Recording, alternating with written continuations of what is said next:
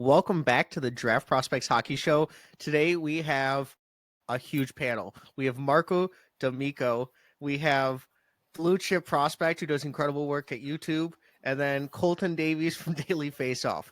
But today we're going to be talking about Habs, a little bit of Zorowski, and then some cool insider stuff that Marco always has because he's a rock star. But how is everybody doing today? I need another coffee. I'm currently drinking my first one, so I'm getting there. Yeah, I know it's the Western games on this road trip have been lethal to my sleep patterns. So I feel you guys. Yeah, and I am on my first cup of coffee too. So we're all coffeed and caffeined up, and we are ready for the greatest podcast of all time, basically on ratings that hasn't come out yet. But so Marco, I just wanted to ask you, you got to interview Zorowski the other day, and I wanted to get your thoughts on just in the organization, how are people responding to his really hot start, and how was the interview? Yeah, I mean, a colleague of mine was able to do the interview, obviously because of a obvious language barrier here. But in terms of what we were able to get with Alexander, I mean, listen, this is a young kid who's very committed to learning both ends of the ice. Obviously, there's some defensive warts in his game. Transition is still a little sloppy out of the defensive zone and into the neutral zone. But in terms of the offensive abilities, what you can see from the highlight reels are very much what you get. Like, this is a player that's got excellent hands, great vision, has the frame to be a guy that could create havoc in front of the net, has put on about 13 pounds. He's closer to 175 pounds now at about 6'2". He's a tough customer. It's just trying to put it all together. And now you even have Ufa trying him at center, which is more indicative of their lack of depth in that regard and less about his career projections. But playing him at center gets him more puck touches, gets him more involved in the play. And I think, from a developmental standpoint, that's something he relishes. So, would the best thing to do would be put him at 2C in the projected lineups, and then maybe even try to pair him up with Demidov? No, hell, I would not. I would not suggest that in any way, shape, or form. Like, this is the one thing to be understood here. Center depth, first of all, in the KHL is very difficult, especially when you play in the Eastern Conference, right? The KHL is split up into two conferences. The richer, more stronger, deeper teams mostly all play in the Western Conference around Moscow and St. Petersburg. Like, that's where the crux of those teams are.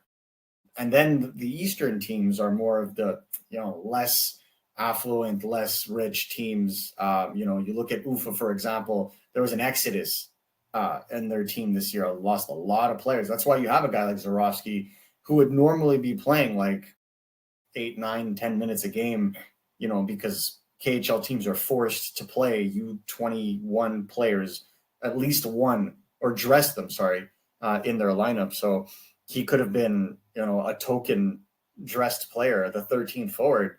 And here he is playing on average, 13 minutes a game, 14 minutes a game, certain games. I think it's just good for the experience. I don't think he's going to be a 2C in the NHL. Like, I just don't feel like he has the defensive acumen to be able to do so. His coach, Viktor Kozlov, former NHLer, right?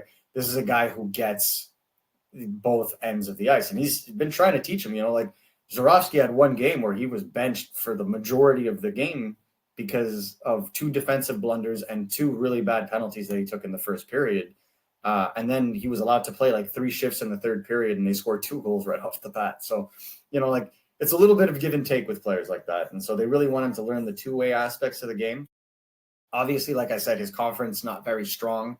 So I take the point per game pace right now with a token of a little bit of grain of salt. Like, it's not as impressive to me as what Ivan Demidov did last year, for example, playing in what is the heaviest in terms of talent conference in the KHL, where most of the top end teams outside of Sochi play. And so it's a different dynamic. Demidov's edge work was insane. His defensive game was much higher. Like, if Zorowski played for Roman Rottenberg last year, he probably wouldn't be seeing ice right now. That's how different it was. Demidov's shot I think, is much better. His ability to attack open ice is obviously more refined, and just elite skill overall, not simply just the hands, but just the footwork as well that goes with it. So very much a different tier of player. Now, obviously, it's never a bad thing when you have a Canadiens prospect like this that's drafted out of the second round that's producing to this level. It's always good for the confidence. It's good for getting him going. But he knows that he's got to get good two-way, because Martin St. Louis is not going to have any patience for that once he gets to the NHL. And this is a kid that would rather stay in the KHL than go to the American Hockey League for obvious reasons. So if he's going to make the jump to the NHL, he knows his game is going to have to be mature.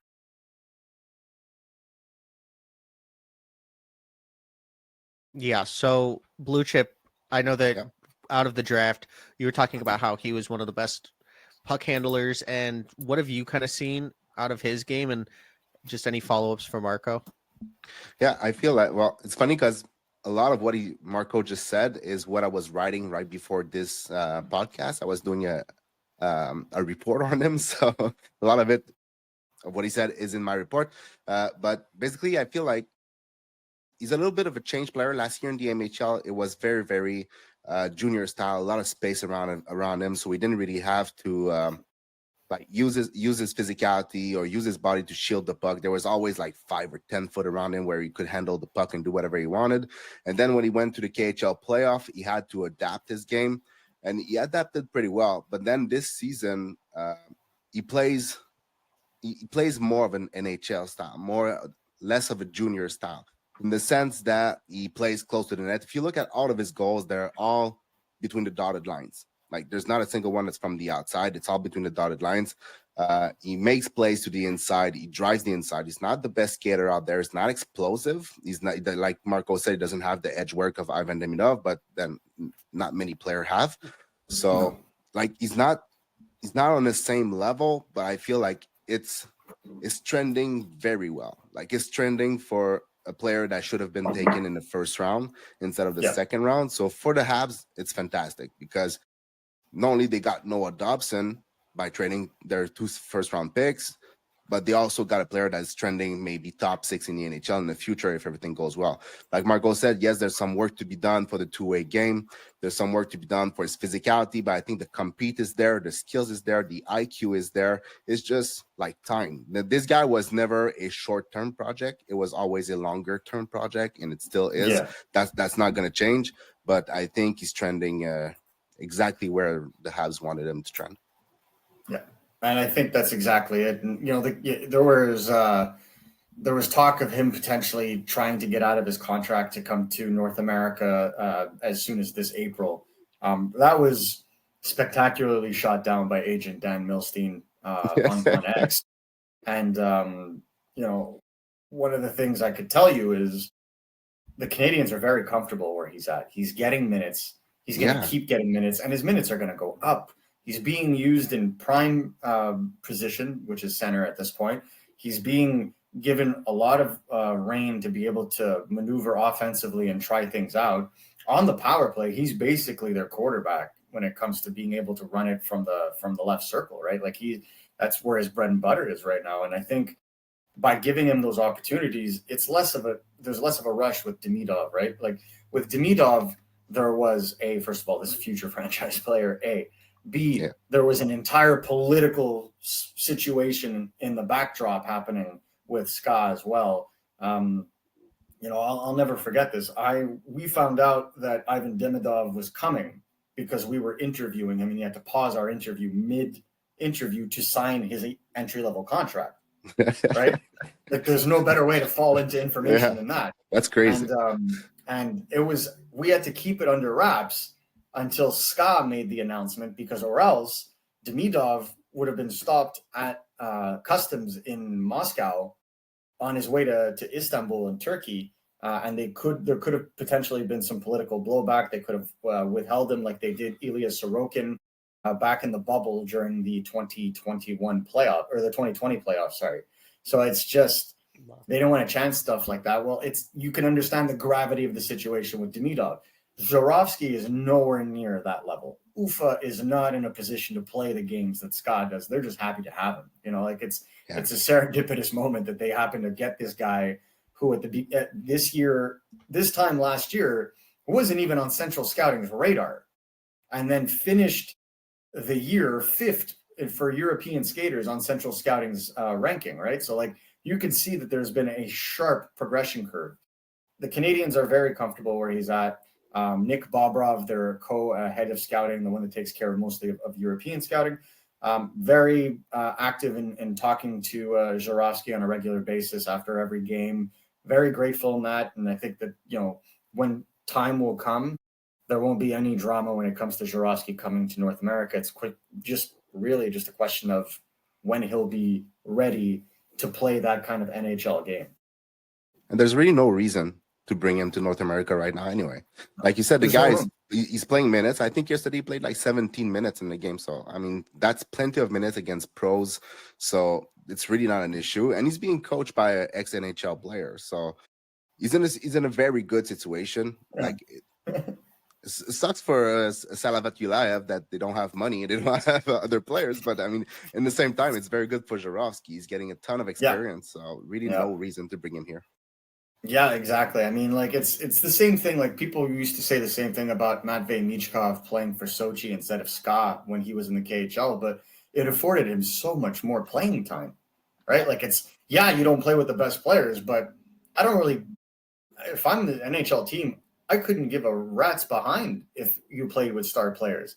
If it forced you to be more of a play driver on your own, then the benefit is all to you because these are habits that you can then transfer to the NHL, right? Mm-hmm. That's using your teammates is like the easiest skill on the planet. Like you basically just have to trust somebody. But if you can drive play and learn to drive play and gain habits in being able to not only drive play, but also limit, you know, any kind of damage defensively, that all translates to the NHL game. So I have no problem with Zborowski being on an island by himself without, you know, much NHL experience outside of the coaching staff. That's not a problem for me. And the Canadiens are more than happy to wait it out because look at their lineup right now. Where would he fit? Yeah. They're having trouble getting Demidov, who is in the running for the Calder, more than 14 minutes a game. So it's a little different in that regard. Michael Hage is someone that could also be joining at end of year if he signs his entry-level contract. That's another roster spot. Like, where are you going to have room for him? So there's no rush. He's still got a year left after this season on his contract with UFA, so not really worried in that regard either. Ultimately, at this point, the Canadiens, for all intents and purposes within the scouting community, seem to have an early day draft steal on their hands in terms of the value that they're getting from him already. But, you know, I only acquire someone as a steal once they're able to produce the same amount or to the same hype at the NHL level. Yeah. I think he's produced more, and as soon as the draft, it was a draft day steal, especially with Dobson. And I know the Islanders got a few guys like Victor Eklund and Aitchison, but Dobson has looked fantastic. And, you know, he is a top pair right-handed defenseman, and it took Josh Doan and like a top 4 right-handed defenseman to get JJ Peterka, who is a star left winger. So I think that getting Dobson and Zborowski, who the Habs wanted in the first round, was just absolutely a heist. And I wanted to get your opinion on just like with Dobson in the fold, does that, and that helps Reinbacher a little bit come into place as a top 4 defenseman. But can you tell me a little bit about like both of those guys and what the organization is seeing out of them?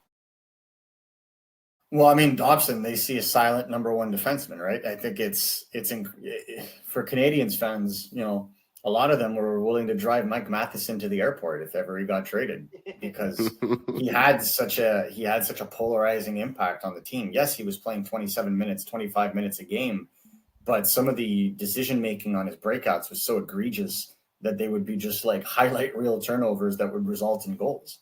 And you look at the way that Dobson's kind of come in and slowed the game down and simplified the game for Mike Matheson. Mike Matheson now looks like a top pair defenseman all day, every day, playing 26 minutes a game this year and being very efficient at it, right? So he allows the Canadiens to play the kind of style that they want, which is a quick-paced counterattack. You know, immediate transition, offensive zone pressure kind of team. And you see it. The Canadiens are considered a fast team. Being a fast team doesn't necessarily mean you have fast players on your team. Yes, they do, but it's how quickly you move the puck and you move with the puck. And I think that's the difference with a Noah Dobson. Noah Dobson isn't a speedster. He's not going to wow you with his skating and his edge work like a Lane Hudson or a Cale Makar or a Mike Matheson. He's going to wow you with how efficiently he moves the puck, how efficiently he breaks up plays with his active stick, how many passing lanes he's able to cut, with the way he positions himself, the way he's able to offer himself as support to a player under pressure. Like, these are details that are unquantifiable, but when you watch, you're like, oh, damn, okay. The details in his game are so leveled, so many layers, that if you're not looking for the crazy play, highlight reel play, you wouldn't notice. And I think that's the best way defensively for a defensive defenseman. That's the best thing. But what's been fun with Dobson now is obviously he started the preseason with a groin injury right now. So groin injuries, tough to work through. Either it works out and you can play through it and get healthy like Dobson does, or you open yourself up to potentially injuring another part of your body from overcompensation like Caden Gooley. So give or take. Luckily for the Canadiens, Dobson has managed to stay healthy and work through it. So now you're starting to see the offense translate, right? The playmaking in the offensive zone. You look at, just as recently as Cole Caulfield's goal against the Vancouver Canucks on the weekend. Just great vision, great patience. Offers the Canadiens something that they haven't had for a while now, which is a legitimate shooting threat from the point. Great guy to have on the second power play wave as well. Again, just checks off all the boxes of what a number one right shot defenseman should be. And, I think everyone is so in a hurry to call one team a winner of a trade on this or that. I think Emil Heineman's been absolutely fantastic for the New York Islanders. Like, what a combination between him and Bo Horvat. I think that Aitchison is going to be a great top four defenseman with physicality. We'll see what happens with Victor Eklund, still waiting for that first goal in the SHL. He maybe his good friend Anton Frendel can rub him on the shoulder a little bit, give him some luck there. But, I think all teams, it's very possible to have a win-win trade. It's very, very possible. And I think for the Islanders, this is going to be a win for them. It's going to come with short-term pain because their defense is a mess right now outside of Schaefer. But long-term, this is going to be a very good trade for them as well. But for the Canadiens, any team looking to get this kind of defenseman is going to pay more than what the Canadiens did. And historically speaking, you can confirm that. Seth Jones went for a top 6 pick, right? Let's all remember that. Like, the David Jiricek pick was from Chicago. Sorry. But it was. And so on and so, like Adam Boquist, first round pick, and a Cole Sillinger pick, I believe, was from Chicago as well. So like there's a lot of value thrown into the Seth Jones deal, and that the first one, even the second one, considering is a pretty good deal considering at his level of play in Chicago. Getting Spencer Knight, who is on fire right now, and a 2027, I believe, first round pick. So 2026 first round pick. So you better hope that Florida keeps staying around 500 there, Anthony, because then that could be very good for Chicago as well. So it just goes to show you the value of these kinds of players. First of all, they're very rarely available, and when they are available, teams tend to overpay greatly for them. So it's good to see that the Canadiens were able to pounce on this and be opportunistic, and good for Matthew Darche, because I thought that it was a great play. And the only thing that is unfortunate is I know that the organization wanted to flip those 2 firsts to go and get James Higgins. Weren't able to do that, unfortunately, but I still think that trade looks very good for them even today. And in the end, like, yes, it's a win-win, but if you get the piece that you want, like the Habs are in a different place than the Highlanders, right? So they wanted that first pair, number one, right shot defenseman, that basically what they wanted in Reinbacher that they don't have yet. That's what they traded for going for Noah Dobson. But if you get what you want and you get the result that you wanted, it doesn't really matter what the other side gets. Like, even if they hit on both first round pick and Heineman becomes a 25 goal scorer in the end, if Noah Dobson is everything you wanted, then who cares really? Like, It really doesn't need to be a loser in a trade. No, and I will say this: the Canadiens scoured the league for second line centers and top 4 right shot defensemen. Scoured the league. Like, they were talking to Calgary about Rasmus Anderson. This hasn't been widely reported, but they spoke to the LA Kings about Brandt Clark. Like, they had conversations with teams that were willing to dangle or potentially talk about moving right shot defensemen. And so this was up until June. And then Anthony will remember famously, I was freaking out on a plane. And then one of my sources said that Dobson was made available throughout the league. And there were about 5 teams in on it. And then we spoke about it with Noah Dobson, I think about 2 weeks ago. Dobson was adamant that it was about a handful of teams. And then he had made it known that he wanted to stay in the Eastern Conference. And then he had made it known that his preference was Montreal, and then Montreal was all over that. Montreal came in like a shark, even though Columbus was deep into conversations. Immediately were able to come to terms on a contract. They had a deal in place with the New York Islanders, and the Islanders, made the move, as we know. But it's that opportunism that you need. When you find a player that fits into your system, then at that point, just go out and get that player. And I think that's what the Canadiens did, and power to them. It's, 11 games into an 8-year relationship, and it's looking pretty good to start. And to your point, the Habs were looking at Zurofsky at 16 or 17. So they basically traded like one of those picks and a early second round pick for. Yeah, just to clarify that comment. So it was maybe lost in translation, but they had him 16 or 17th on their list. Okay. Right? So, for example, I'll give you an example. The Canadiens had Lane Hudson very high on their list in 2022, but they only picked him in 62nd, right? You can have a guy high on your list, but you're also thinking about the draft. You're also being like, who would be interested in Zurofsky? Carolina, probably. Chicago. Those are the kinds of teams that have actual scouting repertoires in Russia. So that's who you're going to kind of play on, where Columbus, again, they did take Frolov, right? Andrianov. Yeah. So, they teams, there are specific teams that still don't mind sending guys to Russia to scout. The Canadiens are definitely one of them. So that's the way that they played in it. The Canadiens, like with Zurofsky, they tried to get into the first round. They tried, but so is everybody else, right? Like, we saw the Chicago go back into the first round for the third time. San Jose got back into the first round. There were a lot of teams, like Pittsburgh had left with 3 first-round picks. Like, it was wild. The 20s to 32.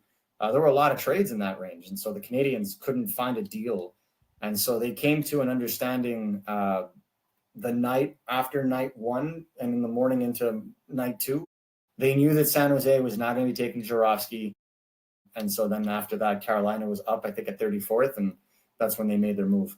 Carolina was debating between Zurofsky and Frolov, and ultimately were able to get Frolov and another really good player because they were able to get 41 and 47.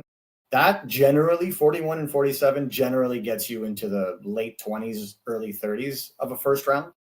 The fact that the Canadiens gave that up for 41 and 47 for 34 is a little rich, but knowing the kind of player and how high he was on the list, I don't think anybody's complaining about that trade right now. I think nobody's complaining, because also the fact that we had so many picks in the past. Like, if that was the first time that we had multiple picks in the first 2 rounds, then maybe it would be different. But because we have so many prospects, like, it's overflowing with prospects. So at some point, second round picks, the chances that you're going to get a top 6 player in there are not necessarily very high. So might as well trade quantity for quality at that point, if you believe you have quality. So. Yeah, well, I feel like at that point, especially when you're drafting, the amount of times that the Canadiens are, their last couple of drafts, they've gone to bat, 7 or 8 times at least, and they've signed at least I think they're at 6 now for the 2022 draft players that they've signed. They're at least 3 for the 2023 draft. Like, you're constantly signing guys to entry-level contracts, but you have a 50 contract limit, and you also have a limited amount of players that you can play in a bottom 6 situation. So if you're shooting for top 6, you're shooting for quality. These are the kinds of home runs you have to take at this stage. So I totally understand why that happened. I know that it deflated a lot of draft junkie Canadiens fans that were very excited to see who the Canadiens would be taking at 16 or 17. But I think that in a redraft, when all is said and done, Alexander Zborowski will very much earn the right to have been drafted in that range. And the Habs have 9 more picks, 2 second-round picks this year, and still their first-round pick. They can package that to get a 2C if they needed to. I know that they're probably going to be shopping for one, but you guys have Kirby Doc, which you traded for, a package with Frankie Nazar, so I think everyone's happy there. But, so... I don't know that What is a that? unilateral comment, but I would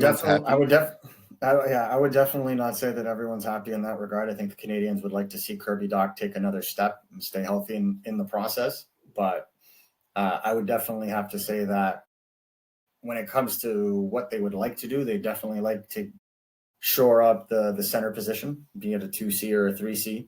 They have a lot of faith in Michael Hage. Michael Hage is working hard to continue to improve his game as a center in the NHL and it's in the NCAA, and it's not by chance.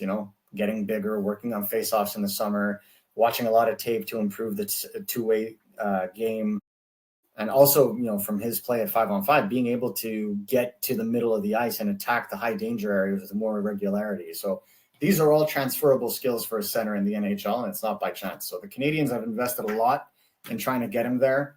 Brian, head coach Naurato as well, has also been very adamant in trying to help him evolve as a 2C. And you also have a guy by the name of Max Pacioretty on the coaching staff for the Michigan Wolverines that is also there to kind of help guide him along, even though he was not a center in his career.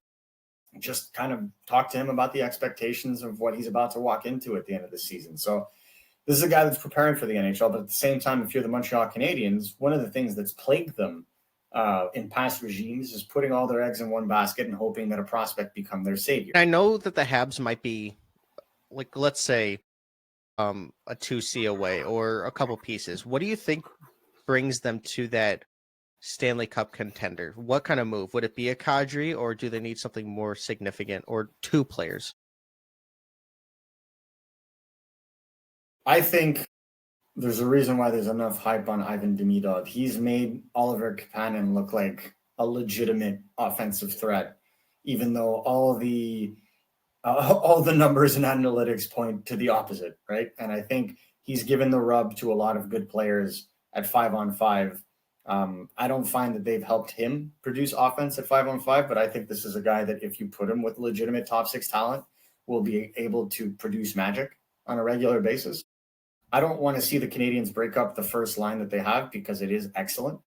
One of the best 5-on-5 lines in the NHL right now, but you need to get Ivan Demidov some backup. He can't do it all himself. You talked about it earlier in the show where you want a guy to be able to line drive, which is what he was doing basically in SKA and up until this season as well. That's what he's been doing on his line. But you want to have someone to, run roughshod with. You want to have a partner in crime on a line where the two are feeding off each other and not just like holding it down in certain situations. So I think the Canadiens are aware. I don't think it's going to shock anybody. They're aware that they need to improve their center depth. Mm-hmm. They're aware that they need to go out and get a 2C. I don't think the Canadiens feel like they can be patient in this regard for too long, i.e. wait for Michael Hage to be ready. I think that it'll take Michael Hage a couple of years to be an effective 2C in the NHL if that's the position he ends up playing in the show. So, it'll take some time. Nick Suzuki, for example, how long did it take him to be a bona fide top 6 center in this league? It took him about, maybe the tail end of his second year in the NHL. So it's going to take time. So I think the Canadiens are cognizant of that. They're looking at the Atlantic Division right now. It is absolutely barren. They have a complete opportunity to run away with the Atlantic Division if they play it right.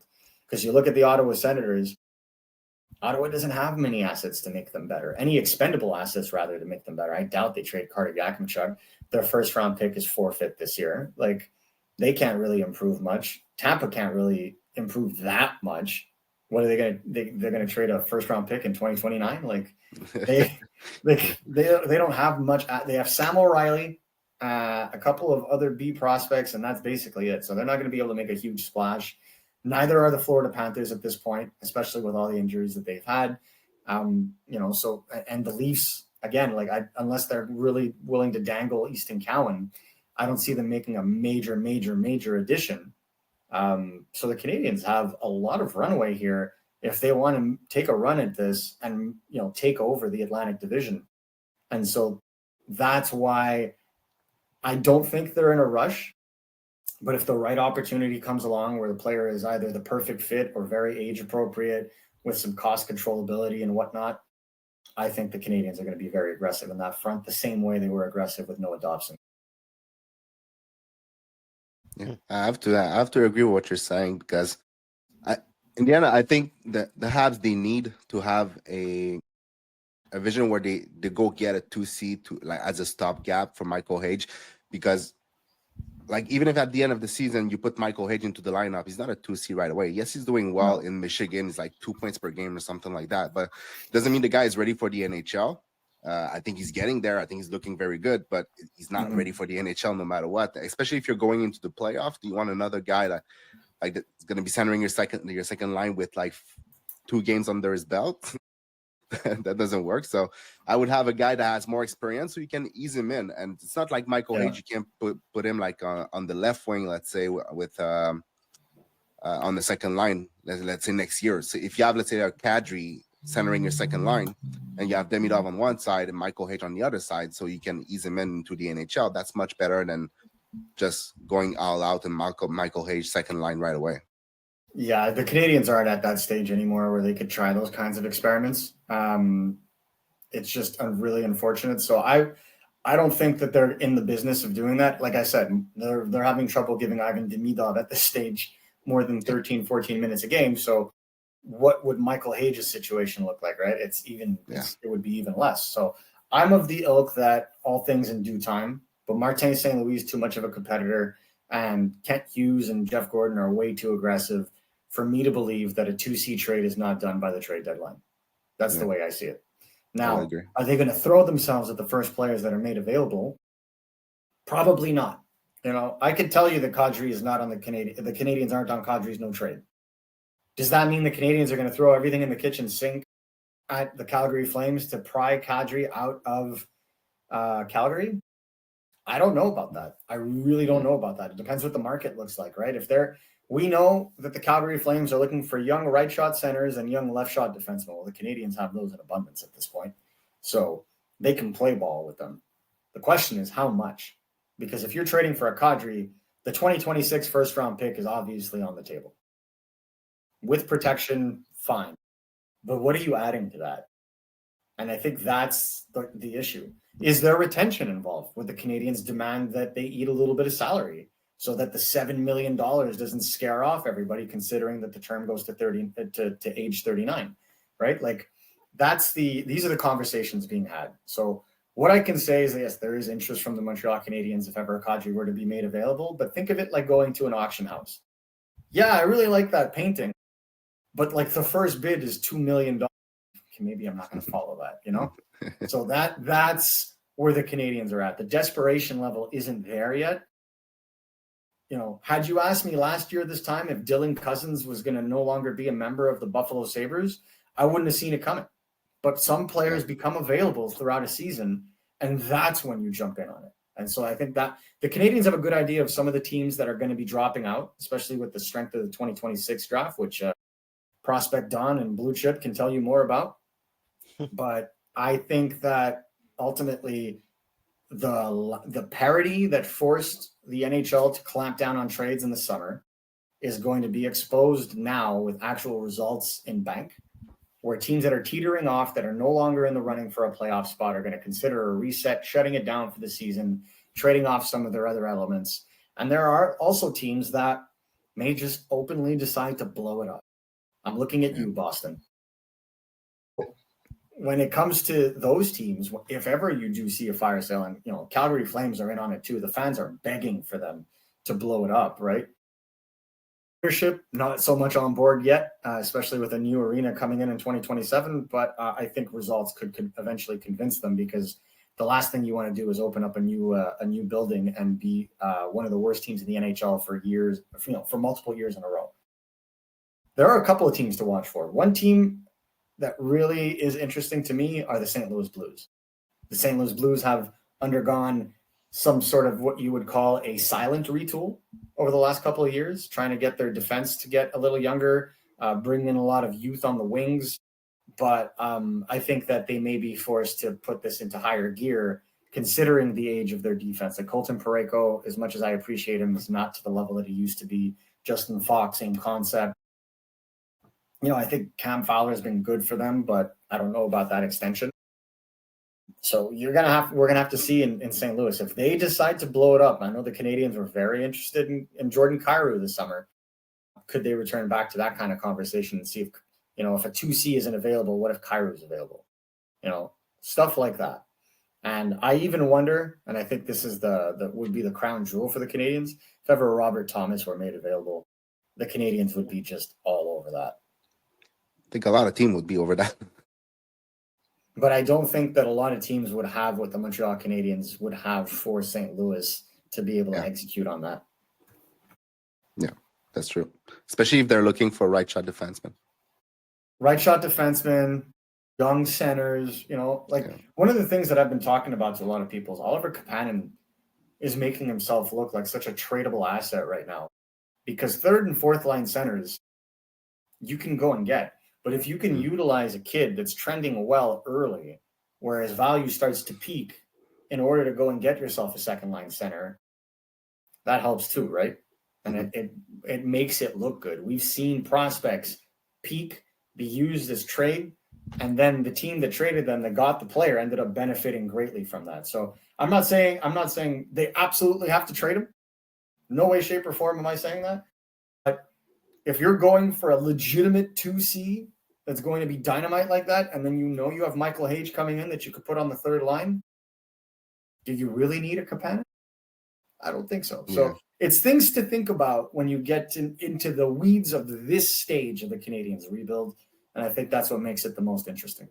And I think you hit a point with the fact that if you take Kapanen outside of Demidov's line, what is Kapanen? Is Kapanen the one we have right now? I doubt it. No, I think he's a good. I think he's trending. I think he's trending to be a good two-way third line center. Yeah, exactly. But he's not he's not an offensive monster. Like right now, he has 7 points in 11 games, something like that, which is great production for 2C, especially a guy in his first year in the NHL. But if you take him away from Demidov, and the same thing can be said for Alex Newhook. Alex Newhook is looking good too, but he's not. If you take him away from Demidov, does he have 8 points in 11 games? I think so. I think Newhook, yes. Kapanen, no, because Newhook's points aren't simply cut. Newhook's playing in all special teams right now. He's playing power play, PK, 5-on-5, and he's gotten points in all of those situations. So I don't necessarily think that Newhook is dependent on offense. He's really been playing out of his mind. Yeah, he's been good. He's been good. But Kapanen is the one that brings down that line at 5-on-5 from an analytics perspective. He does help their expected goals against, because his defensive work is actually quite mature for his age. But I just don't find the offensive minded ability is there. And the Demidov effect, I know that viewers are watching it, but also players around the league are watching it. So when a guy's in a contract year, he might tell his agent, I need to play with Demidov, or what, these conversations might be having behind closed doors or free agents. There's going to be a player or a center that's I need to play with Ivan Demidov, because he's just going to make everybody on his line better. So it's kind of like what Bedard did with Kurashev that first year. Kurashev had 60 points. The year after, he was a fringe NHL player and actually didn't even play in some games. That's what Demidov can do. He is that level of player. I know that we're talking about Celebrini and Connor Bedard and this one tier of next faces of the league, but it's also Demidov. You need to slide Demidov in there. What he's doing is absolutely incredible. I'm not sure why scouts and people on the internet were talking about how he wasn't a good skater and that was kind of a weakness, when his edge work is just you could watch a video and be up for hours just thinking about his edge work. it's absolutely incredible. He is such a great skater, and I wanted to ask Marco, like, why was that information put out? Was it put out by like a team that was hoping that he would fall to them, or were people just like put off by his skating? Well, I think it depends who you talk to, right? Like there's certain prospect experts, specifically that work at a certain digital publication, that considered his skating to be low end. Um, I'm not of the ilk. I think that it's unorthodox in terms of skating ability, but that doesn't mean it's bad. And it can be rectified, and it mostly is rectifiable. It's just the way that he stands is more, extended as opposed to closer to the shoulders, right? And I get it. Everyone has their own ability or affinity in terms of what a good skating stride looks like. I don't believe that.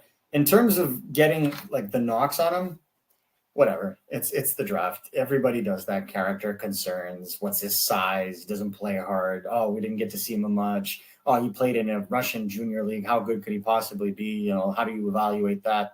Yeah. Everybody would take him today. The issue at hand, I think, is when you get to the skinny of a draft like that, and there's teams that are trying to figure out who their other teams are going to draft, and trying to make sure that their guy falls to them and this and that. Like, I'll give you a direct example. In 2024 at the Gold Star camp in Florida, Chicago and Anaheim's general managers were there. Kyle Davidson was there, and so was Pat Verbeek, to talk specifically to Ivan Demidov and Artyom Levshinov. And what ended up happening is that the Canadiens didn't send either of their general manager or their executive vice president to the event, and Canadiens fans were freaking out. They're like, why are the Canadiens not present? Like, are they not interested? And this was done intentionally to give the impression that the Canadiens were not interested. What everybody didn't know is that Nick Bobrov had spent a week with his family a couple of months prior and basically adopted him as his own son. And now, well, I mean, Jesus, go look at the pictures of them at the draft looking at each other. That is love. So when you ultimately have had that conversation and know the player, you don't need to publicize your interest for him, right? And the Canadiens did the same thing with Juraj Slafkovsky. They met with him a great deal at the World Championships. They didn't need to take him out for supper at the Combine. That was all for show. That was all smoke. Yes, they were interested in Lekaramaki, but the price to trade up was too high.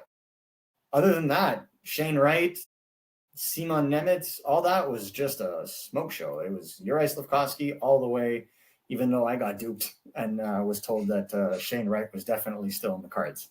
So it goes to show you, right? Like, it doesn't really matter at the draft. It's all gamesmanship. And, power to it. It's really fun. As a journalist, it does force you to have to triple check your sources, because anything you hear around draft time could be total baloney. If you're the Montreal Canadiens, though, it worked out in your favor. The player you wanted slid to you. And, Kent, you said it. When everybody was up in arms about Matvei Michkov in the 2023 draft, the Canadiens were already, all eyes for them were already on Ivan Demidov. Well, it seemed like during that draft with Shane Wright that since the Habs were the number one pick, they didn't really need to do that. Why was there gamesmanship there? And was the truth that Shane Wright only met with the Habs because he thought he was a shoo-in? Was that true, or was that no? What? Okay. No. And obviously, first of all, if you're a pending first overall pick and you only want to meet with the team if you're going to be the first overall pick, you're not going to go first overall with that attitude. You're not. I don't care how good you are. The Canadiens, I mean, there was gamesmanship even in the 2023 draft when they had the 5th overall pick, because basically everyone knew who the top 4 was going to be in 2023. There was no qualms. I think that set list was done a month prior to the event, and it was who's going 5, right? And the Canadiens basically held the draft in the palm of their hands. They had something silly like 7 trade calls right before the pick was made. They could have easily traded down if they wanted to. And, more teams than not wanted to trade up, not for Matvei Michkov, but for David Reinbacher. So it was a really interesting, ironic time. In 2022, I mean, there's a level of gamesmanship because the Canadiens were also trying out different things, right? Like we saw the Kirby Dach trade, but the Canadiens were also looking to try and trade up or see if there was maneuverability around to try and nab another guy earlier in the first round than Philip Mishar at the 26th overall pick. So it is what it is in that regard. Gamesmanship at this point, you don't want teams to know what you're going to do because it makes it easier on them to do their job and so on and so forth. Whereas if you hold all the cards, you also hold the leverage in terms of the draft order, right? Like I can tell you this without a shadow of a doubt. Juraj Slafkovsky was number 1 on New Jersey's draft board, right? Simon Nemec was number 2. And then we could all speculate on who 3 and 4 was. But that's the way the cookie crumbled for them. I can tell you that Doug Armstrong had Logan Cooley number 1. That draft was volatile, but if you know that everyone's gunning for Slafkovsky or that it's a 50-50 shot, like for example, if the New Jersey Devils came to the Canadiens, were like, we really want Shane Wright, and they were like, well, we're going to take Shane Wright. You know, because the two are so close together, you could have a conversation with New Jersey and be like, what are you willing to pay to make sure that you get Shane Wright? And that's the way you can play it. If Doug Armstrong and Arizona at the time were so convinced that Logan Cooley was the best player in the draft, but that one of Montreal or New Jersey was going to pick him up, then you can have the conversation with Arizona and be like, how much do you want to pay to move up to number 1 to take Cooley if you really think he's number 1 and you think we're going to take him, right? Like that's how you play the draft. Having spoken to general managers behind the scenes after the fact in these things, it's a game. It's a hilarious poker game. And there's so much smoke screening. We saw in 2023 or 2024 rather, Darren Dreger and Jeff Merrick both state that the Anaheim Ducks were going to be taking Zeev Buium. Massive smokescreen job by Pat Verbeek because we all knew he ended up and wanted to get Beckett Seneca. So it's just fun to see how that kind of plays out. But that's why I always tell you, you never know what to believe around the draft. I found the information that I was getting about Noah Dobson to be shocking, so I had to double check it. But once that got confirmed, then you run with it. But you always got to be careful about what you hear around draft time. Yeah, that was a fun day at Tom's Watch Bar, seeing that whole process. Yeah, that was a very stressful time. Very stressful time. But Colton, anything to add? I don't know. I've been lagging this whole fucking time, man. So I don't even know. So I'm assuming that's a no. Back to blue chip with weather. Fantastic, but yes. Yeah, so if there's any other questions, this was awesome. You are a Habs just encyclopedia of knowledge and just sorcery. It's absolutely incredible. Sorcery. Well, source, and then I added the re. But yeah, the Habs are on the rise. The last question I wanted to ask was Cole Caulfield for the Olympics team because he's just such an offensive genius. Do you think that he has a chance to kind of make that team? Is there a 3-on-3 in the Olympics? I would have to double check that. Here is a direct quote I got from a pro scout out in the Western Conference. And I quote, Guerin would be an absolute blank to not take Cole Caulfield at this point on the Olympics. I don't care if he's the 14th forward. You have to have a guy this hot on your team when the puck is on the ice and you need a goal. End quote. Kind of have to agree. I mean, guys, I think it's very obvious. Team USA wants to be big. It's the style they're going with. But ultimately, for me, right now, you cannot convince me that a Brock Nelson or, Chris Kreider and Alex DeBrincat, Patrick Kane, no offense, are anywhere at the level of Cole Caulfield right now. Yeah. They haven't been for years. I mean, Cole Caulfield is a tournament player. every tournament he's played in, he has dominated. So I am not really worried as long as he's utilized properly. Don't put that guy in the bumper. But when it comes to the overall outcome of that, I feel like he deserves to be there. If it continues on this clip, he's gonna be there. You know, you look at a guy like Pinto with Team USA right now, like he's trending well. But are you going to take Pinto at center? Because I don't think you're going to put him on the wing. Are you going to take Pinto at center over Austin Matthews, over Dylan Larkin, over Jack Eichel? Like those are your top 3 centers. After that, it's all details. So you put Caulfield with Jack Hughes. I don't think Jack Hughes is playing center. True. Jack Hughes is a winger, and if you go by anything from what we saw in the 4 Nations, he might be a third line winger. I would not put them together unless they play with a bigger center, in my honest opinion. I just want power play too. I just want the flashbacks. Yeah, you definitely want the U.S. development team flashbacks for sure. But I would only venture as a coach, if knowing Mike Sullivan, I would only venture that to be a power play venture and not a 5-on-5 one. I would not put both together. I think that you'd have to put him with a bigger candidate, like a line where opposite to him, Logan Thompson would exist would be perfect. Perfect combination between the two. And then you put one of the top 3 centers that I named between them and you're flying. That's the way I see it. Cole Caulfield absolutely belongs on Team USA. Nick Suzuki, if I see Sam Bennett make the team instead of Nick Suzuki, I will absolutely just lose faith in the non-biasness of the selection process. I will absolutely lose faith because he is, with Barkov out for the season, he is my leading candidate right now for the Selke. And, Jack Eichel can be in that discussion as well because he's played great.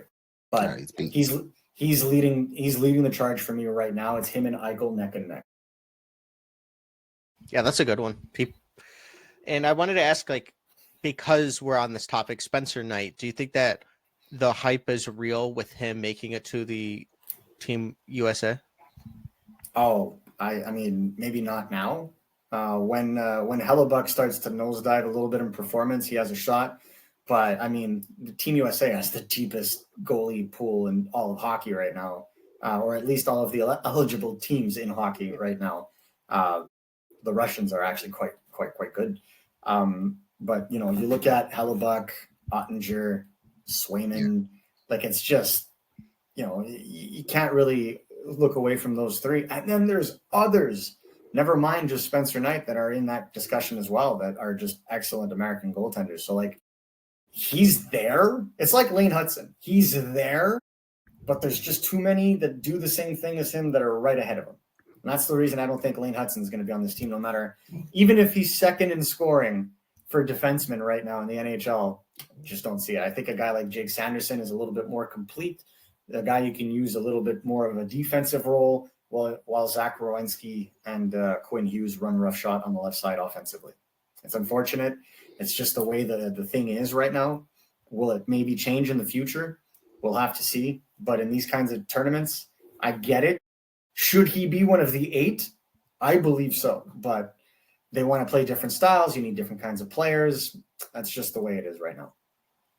Yeah, I don't think you can have Lane Hudson and Quinn Hughes on the same team playing both the same game. It's I think Quinn Hughes is the more complete and better one right now. Yeah. So I would go with Quinn Hughes. I would agree with that as well. The only concern I would have is Quinn Hughes' ability to stay healthy in these tournaments. That's my only thing. That's where I stay with it. Last year, they got stuck because Quinn Hughes was injured, McAvoy wasn't 100%, and they didn't have an offensive element on the back end. Adam Fox did not play to his level. They didn't have an offensive element, I found, to be able to take the step and take over from those guys because they counted on those 2 guys being at the top of it and then everybody else kind of filling out. And that's why you bring Lane Hudson as your number 7, number 8 defenseman. Yeah, you can carry. I think they're carrying a 25-man roster, if I'm not mistaken. So we'll definitely have to see what will be able to be done from that. I had a question for you about Rainbacker. We know he's been injured a lot, but they're not always the same injury. How much No. do you think is like his potential, his upside has been affected by those injuries? Is it like affected at all, or it's really much affected? I don't think his potential has been affected at all, to be completely honest with you. I just think the hype has been affected. And I think that's for sure. fantastic. As long as the hype is gone, fantastic. Under the radar prospect, and I think like we talked about before, getting a Noah Dobson takes the pressure off. Yeah. It's unfortunate to see him get injured, but I'm very, I'm thankful to see that he's going to get into games probably this weekend. It's not a structural knee injury. His lower body is very strong. He looks very mobile. He looked very good in preseason when we watched him. So I'm not necessarily worried about that. He just needs reps. He needs to play. That's That he basically does. it. If he can get a full season, notwithstanding this setback, a healthy full season, I think we're going to be having a very, very, very different conversation next year this time as to what kind of player he can be for the Canadiens, because he no longer needs to be the savior at his position. Dobson signed for an additional 7 seasons after this one. He can just come in nice and gingerly and slide himself into the second pair right side, play with a Lane Hudson or a Mike Matheson or a Caden Gooley, and wouldn't miss a beat. So for me, the way that he thinks the game, the way that he plays the game, the structure in his defensive game, zero qualms. The only thing he's got to get used to is playing in North American ice. The timing, the spacing, the gap control, all that.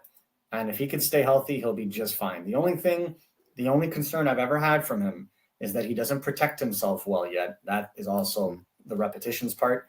And he's got to get mean. He's got to get. It would be nice to see him a little bit. Someone's got to get him with Patches O'Houlihan and teach him how to dodgeball, because he needs to get mean. And ultimately, for me, that comes with a little bit of time and a rep. You saw him get physical as the AHL playoffs went on. I thought he looked great as the playoffs went on. So I think, giving him a full season, continuing into the playoffs this spring, I think it'll help him get ready for what many Canadiens fans hope is a long and fruitful career. Yeah, I think he's he defends a little bit like Noah Dobson. He defends with his feet and with his stick, but he's not necessarily very overwhelming as a defenseman. Like, yes, he will suffocate you, but he's not going to hit you in the board and throw you down. Well, I think that'll come with physical. It'll come with physical maturity. Like, he's got the frame to play that kind of game, but he's got to put on. He's got to put on more weight. He's got to get more physically mature, and you got to bring those habits into his game of being able to use his size and his physicality to separate man from puck. He's learning to do it with a little bit more ease, but yeah, if he's going to focus on using his footwork and his stick, then he's got to be a little bit less aggressive on his poke checks, especially in one-on-one. It's all a timing situation when it comes to him. Like you said, and that contract's going to age so well. Which one?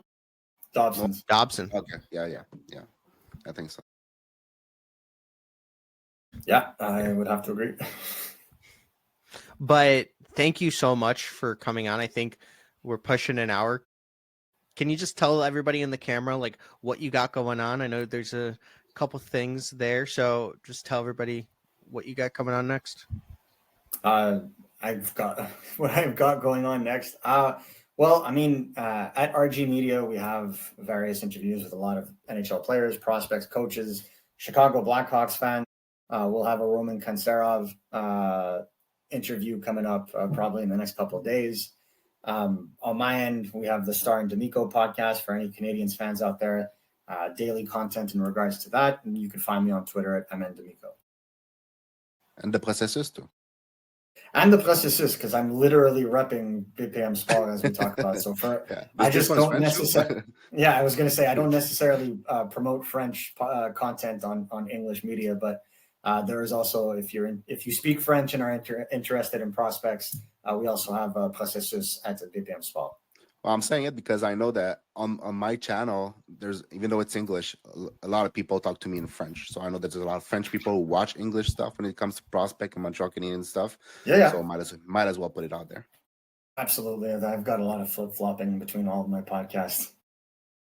You're busy, man. Yeah, I'm working on the French, but the Rosetta Stone's not kicking in yet. So I just got to wait a little longer. It'll come. I'll have my French podcast come out in like 2027. Gonna have to work on your Italian too, because D'Amico. Yeah, I was about to say, can we at least nail down the Italian, Anthony? Because like my grandmother would be so sad right now. I haven't even nailed down English yet, so just one step at a time.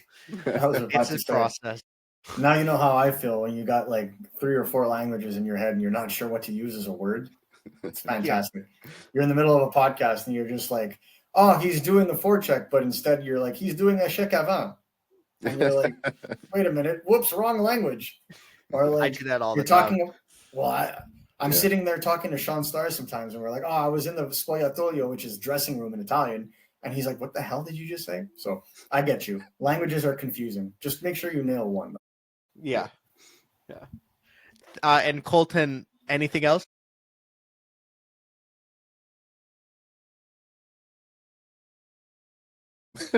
All right. It's fantastic. I think it's late on the feed. Yeah, it is. It is. It is. It definitely is. I But just at wanted least to he's throw here it in back to spirit. He's here in spirit. I think it's so funny. But yeah, thank you so much for your time. It's absolutely incredible. The check will be in the mail.